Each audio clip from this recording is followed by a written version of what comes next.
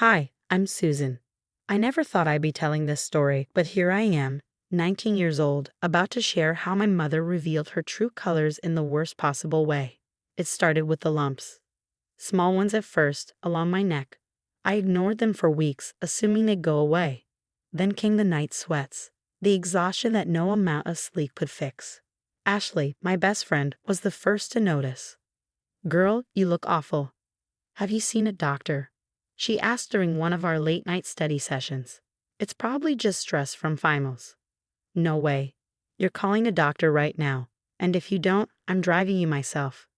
That was Ashley, stubborn and caring, a mix that never took no for an answer. She sat there, arms crossed, watching me dial. My mother, Sandra, was less concerned. "Honey, you're being dramatic. Besides, I have my charity gala this weekend. You know how important these events are for our image." That was my mom, always more worried about appearances than reality. Living in her mansion with Richard, my stepdad, she had transformed into someone I barely recognized. Designer clothes, country club memberships, the perfect socialite. Then came the test results. "Mrs. Thompson," the doctor said, voice calm but firm. "The results are conclusive. Susan has stage 2 lymphoma." My mother's perfectly manicured hand tightened around her designer purse. "Treatment options?" she asked, her voice sharp. "We need to start chemotherapy immediately. Given the type and stage, we're looking at a comprehensive plan. With your insurance, the cost will be approximately $175,000. Silence. Then that look. The one where her smile stayed frozen, but her eyes turned cold. "Richard and I will need to discuss this," she said, rising from her seat and smoothing her skirt. "We'll be in touch." "Mom, what are you talking about?" I asked, panic creeping into my voice. The doctor said immediately, "Not now, Susan." That tone, the one that meant trouble. "Mrs. Thompson," the doctor tried again. "We really should admit Susan today." I said, "We'll discuss it." Her voice echoed through the sterile room. Then she turned and walked out, heels clicking against the tile floor. I scrambled after her, my heart pounding. Outside, she stopped abruptly. "Get your things from the car." "What?" "Your phone. Your bag. Get them now." My hands shook as I obeyed. The moment I shut the car door, she slid into the driver's seat and started the engine. "Mom, what are you doing?" She gripped the wheel. "I can't do this, Susan. Do you know what this would do to our lifestyle? To my reputation?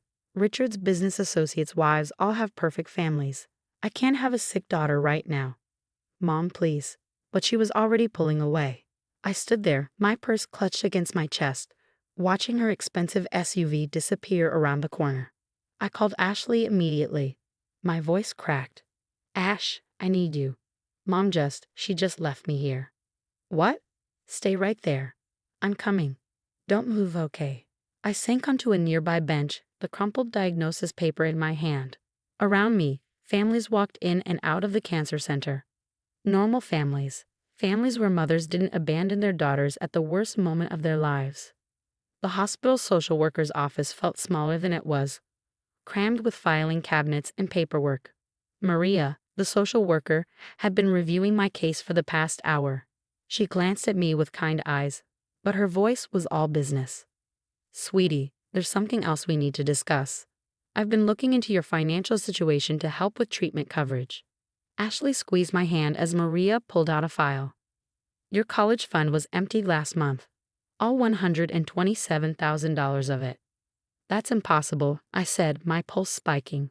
"Mom told me it was frozen until I started classes next semester." Maria shook her head. "According to these records, Sandra withdrew everything on the 15th. There's also a pattern of smaller withdrawals over the past year." The room tilted. Ashley's mom leaned forward. "Susan, you're staying with us. No arguments." That's when my phone buzzed. An unknown number. "Hello." A voice I hadn't heard in years. "Susan, it's Uncle Jake. My mother always called him troubled, told me to keep my distance." Maria tracked me down. "Listen, kiddo, there's something you need to know about your mom." I gripped the phone tighter. "I'm listening." She did the same thing to me. When I was 16, I got sick. Different diagnosis, same story. My mother cleaned out my trust fund, claiming it was for my treatment, but the money never went to hospital bills. Instead, I ended up living with our grandparents, while she went on with her life, like I had never existed. My stomach twisted. What happened to the money? Check your mom's social media, Uncle Jake said over the phone. Look at the dates of the withdrawals from your account. Ashley was already pulling up Instagram. And there it was. Posts lined up perfectly with the dates my college fund had been drained. Mom, lounging at a luxury spa in Switzerland. Mom, on a designer shopping spree. Mom, posing next to a brand new sports car. Self-care journey, the caption read. Ashley zoomed in on another post. That necklace she's wearing, Susan, isn't that the one she said was a family heirloom? I swallowed hard. Yeah. Except according to the caption, she just bought it at Cartier. $40,000 worth of family heirloom. Maria, the social worker, cleared her throat. There's more. I barely had time to process before she slid another file in front of me. Your mother had access to a custodial account set up by your biological father. That's been drained too. My hands clenched into fists. Those funds were supposed to be for emergencies. For something exactly like this. Uncle Jake's voice crackled through the phone. I'm catching the next flight out. Don't let her near any other accounts. Ashley's mom pulled me into a hug. We'll figure this out, sweetheart. The important thing is getting you healthy. The treatment center has financial assistance programs, Maria added, flipping through more papers. And given your mother's documented pattern of financial abuse, we have options for legal recourse. But I barely heard her. I was still staring at my mother's Instagram page. At her carefully curated life, built with stolen money. My money. Money that was supposed to save my life. Uncle Jake, what made her like this? He exhaled heavily. She's always been this way, kiddo. Some people just hide it better than others. But this time, she's not getting away with it. That night, Uncle Jake spread the documents across Ashley's dining room table. Each paper revealed another piece of Mom's twisted history. Look at this, he said grimly. She did the same thing to 3 different relatives. Emptied their accounts, disappeared, then showed up years later like nothing happened. Ashley recorded everything on her phone. The dates matched perfectly with her social media posts. Every time she drained an account, she went on these crazy shopping sprees. And then my phone started buzzing. Texts. Calls. Mom. Now that the local news had picked up the story, mother abandoned sick daughter at cancer center. She was desperate to fix things. Sweetheart, you're making our family look terrible. Just come home and we'll sort this out. Can't we just move past this unfortunate misunderstanding? Think about what this is doing to Richard's business reputation. Ashley's dad glanced over my shoulder at the messages. Keep everything. Every text, every voicemail. We're building a case. Then came the hospital's annual charity gala. She didn't know I'd be there. Maria had arranged for me to speak, an anonymous patient sharing the struggles of young cancer survivors. I was backstage when I heard her voice. I've donated thousands to this hospital, she was saying, smooth as ever. My daughter Susan is a patient here. She's just confused right now, going through a difficult time. I stepped onto the stage. My headscarf was neatly arranged, my hands steady. Really, Mom? My voice rang through the hall. Is that what you call stealing my college fund and abandoning me after my diagnosis? Silence. Richard, my stepdad, stood up from his table. Sandra, what is she talking about? Her smile barely faltered. She's confused, Richard. The illness is affecting her judgment. Uncle Jake's voice cut through the room. Should we talk about what happened when I got sick at 16, Sandra? Or about Cousin Anna's trust fund? Mom's mask cracked. You shut your mouth, she snapped, her voice shrill. You've always been jealous of my success. Uncle Jake laughed bitterly. Success? You mean the money you stole from your sick daughter?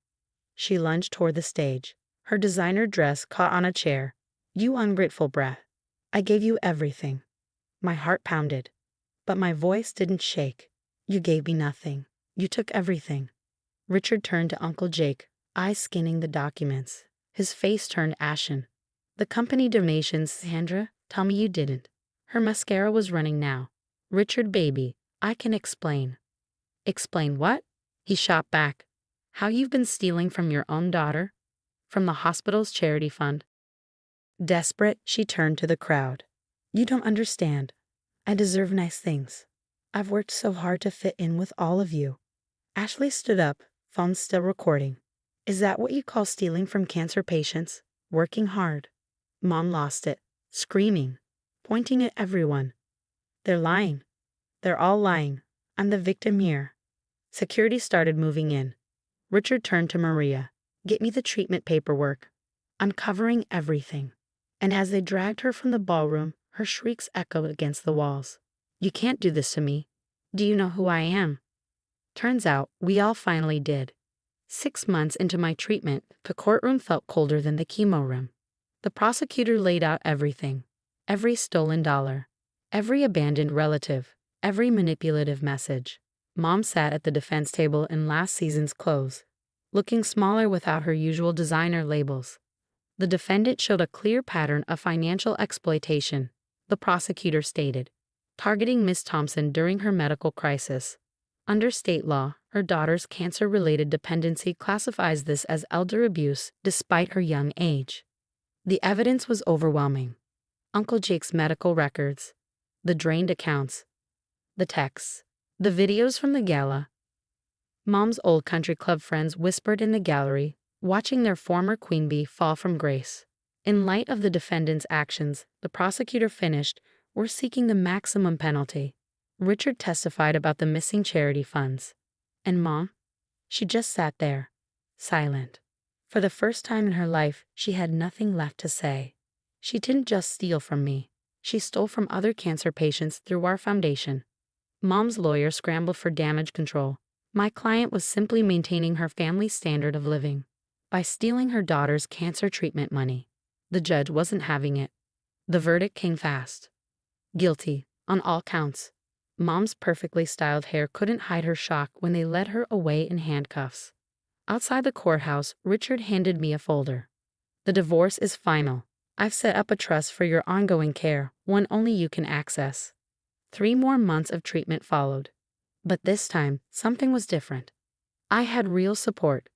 Ashley and her family, Uncle Jake, Richard. Even my nurses celebrated each small victory. And then came the day we'd been waiting for. My scan results were clear. No sign of cancer. We planned a small celebration at Ashley's house. Nothing big, just my real family, the people who had stood by me. That's when Mom showed up. Fresh out on bail pending appeal, wearing a knockoff designer dress. I'm here to celebrate my daughter's recovery. Ashley's dad stepped in. Sandra, you need to leave. She scoffed.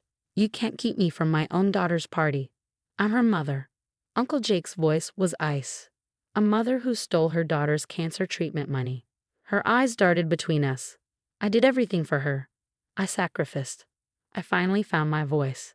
You sacrificed nothing. You stole everything. And you are not welcome here. But I'm your mother. You have to forgive me. I met her gaze, steady and unwavering. I don't have to do anything. I turned to the people beside me. My real family is here. The people who showed up when you ran away. She lunged forward, trying to grab me. Richard caught her arm. That's another violation of the restraining order, Sandra. The police arrived within minutes. As they took her away again, she was still screaming about forgiveness and family obligations. But inside, surrounded by the people who actually loved me, I finally felt free. Ashley raised her glass. To kicking cancer's butt. Uncle Jake smirked. And to real family. Richard's voice was quiet but firm, to justice. I looked around at my true family, the ones who stayed, who fought, who cared. Mom may have stolen my money, but she gave me something priceless in return, the clarity to see who really deserved a place in my life. I lifted my glass. To new beginnings. And for the first time in a long time, I truly meant it. What would you do if your own mother stole your life-saving treatment money for luxury shopping? Would you ever forgive her? Or would you press charges and cut her out of your life completely? Some say family deserves endless chances. Others believe toxic family members should face consequences just like anyone else. Where do you draw the line between loyalty and self-protection? Drop your thoughts in the comments below. I'd love to hear your perspective.